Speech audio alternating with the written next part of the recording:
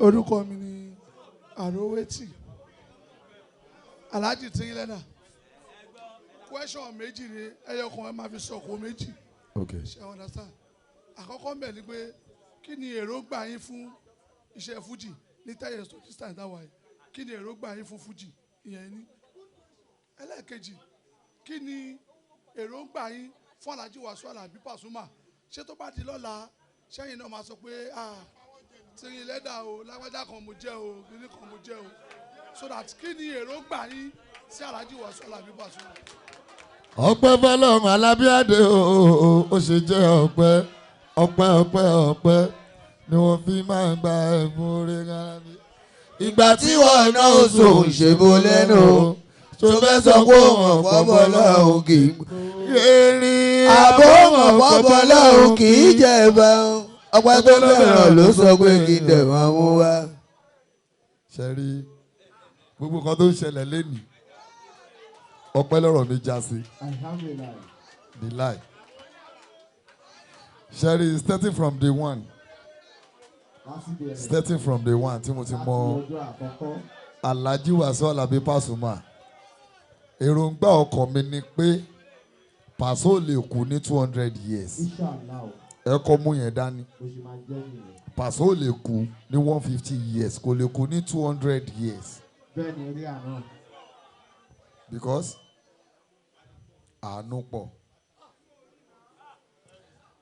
pọ̀ ẹlẹ́yinjú àánú ọlọ́kàn bíi tẹnìkejì ẹ̀ ọlọ́kàn bíi tẹni tó ń tẹ̀lé. Tọ́ bá ní pé Paso ti nílé tó 500 pé òun ló ní 2 story òun ló ní 3 story òun ló ní complex ó tó bẹ́ẹ̀. Ó jù bẹ́ẹ̀ lọ. Bọ̀ Alhaji Wasiu Alabi Pasuma ó máa ń wò pé kí láǹfààní ilé tí mo kọ́ kalẹ̀ tí bí ó máa pa àwọn tó wà lẹ́gbẹ̀ẹ́ mi. Àbí tó máa wà ní position kan tí ò tí ì tó kán ẹ mọ orú nǹkan yẹn náà. Èròǹgbà tèmi fún dádì mi Alhaji Wasiu Alabi Pasuma èròǹgbà mi sí wọn ni pé Ọlọ́run bá mi lọ́ra ẹ̀mí wọn. Àlàáfíà okun tó péye Ọlọ́run bá mi lọ́ra ẹ̀ fún wọn.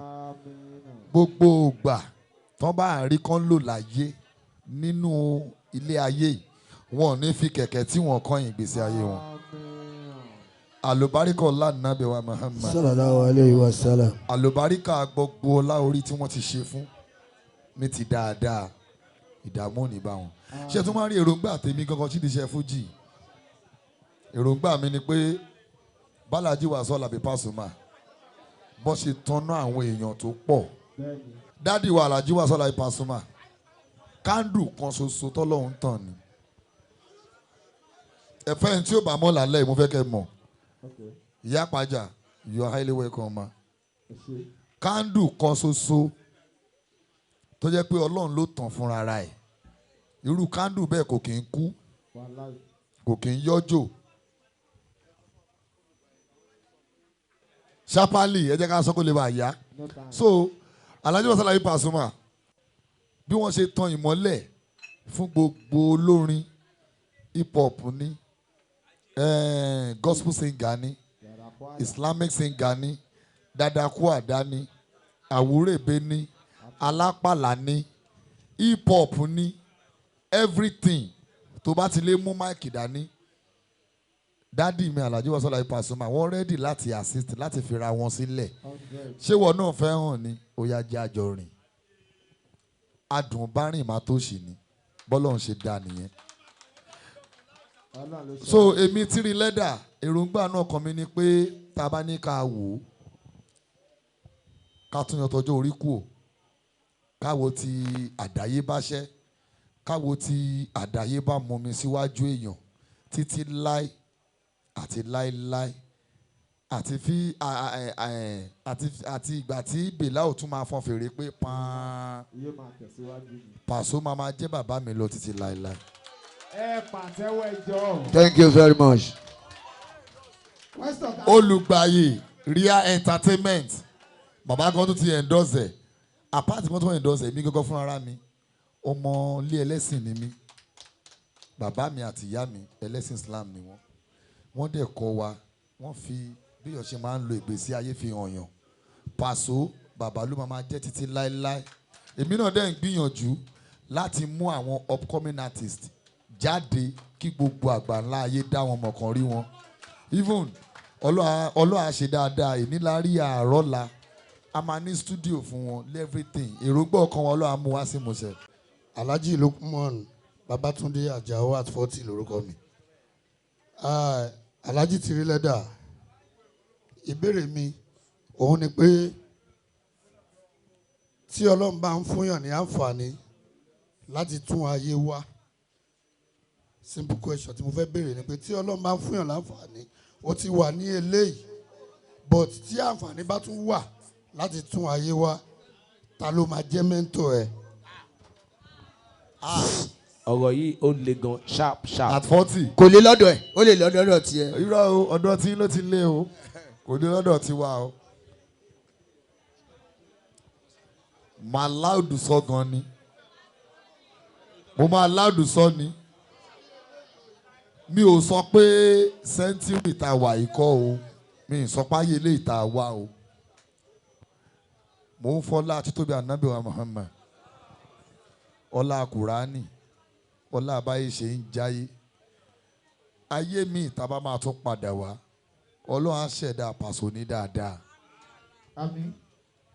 Ọlọ́run á ṣe ìṣẹ̀mí Paso Ọlọ́run ṣe ní dáadáa Àmín. yóò tún èèyàn wá tí ó wà bó ṣe ń ṣe ìgbésí ayé ẹ̀ tí ó tún ṣe jù bẹ́ẹ̀ lọ Àmín.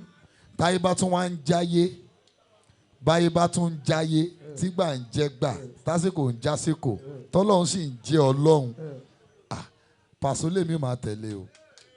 Orúkọ mi ni Gbádégà aka Anobi TikTok. Ìbéèrè mi lọ́wọ́ Alhaji Tiri lẹ́dà mo ti béèrè online mo wá fẹ́ béèrè báyìí. Ẹ jọ Alhaji Tiri lẹ́dà. Ohun tó wà ń bẹ̀ ni pé ẹni tí ìyá ẹ̀ ti lọ a lè béèrè sọmọkọ àbọ̀mọ̀lè. Ẹ jọ ṣé Alhaji Pasuma ló bí yín àbí ọ̀wọ́n kọ́ torí mo máa ń rí nǹkan ni pé ìforígbárí lẹ́ẹ̀mẹ́ta ní gbogbo ìgbà tẹ́ ẹ bá ti pàdé ẹ jẹ́wọ́ fún wa kó tó di pé ó máa di nǹkan míì.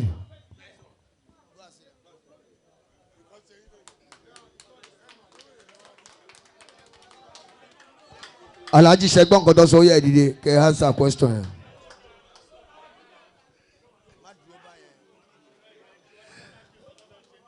Sọlú alábi kẹrin. Sallallahu alayhi wa sallam. Ẹ jọ̀ọ́ torí Ọlọ́run àkọ́kọ́ náà Alhaji Wasiu Alabi Pasuma ọmọdé tọ́lá àwọn kọ́nà bí mi ní bíbí pé bàbá àtọmọ bọ̀dá bá ń sọ nípa iṣẹ́ tí mò ń ṣe yìí tó jẹ́ṣẹ́ fújì àwọn náà bí mi. Orúkọ mi ni Kọ́lá Abẹ́bò.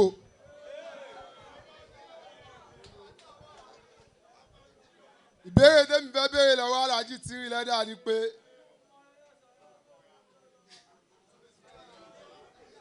béèrè tí mo fẹ́ béèrè lọ́wọ́ wọn ni pé Alhaji gangan fún alára wọn báwo ló ṣe ń ṣojú ilé wọn dáadáa. ẹni sọ̀rọ̀ Yorùbá yẹn ẹ jẹ́ kó clear dáadáa ṣé bọ́ ṣe ń ṣojú ṣe wọ́n lé lẹ fẹ́ sọ. Ìbéèrè yẹn pé kò lọ fànà bọ̀bọ̀ yẹn béèrè ni pé ojúṣe mi ní. ṣé láàrin ìyàwó àtàwọn ọmọ lẹ fẹ́ sọ. àbí àwọn ọmọ ẹgbẹ́ mi. láàrin ìyàwó àtọmọ.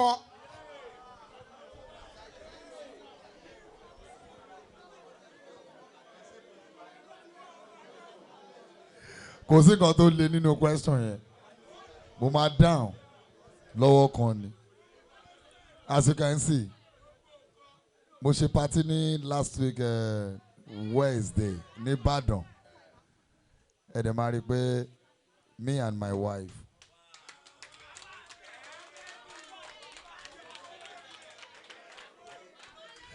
So ìyẹn máa jẹ́ kẹ́ mọ̀ pé I'm a responsible man.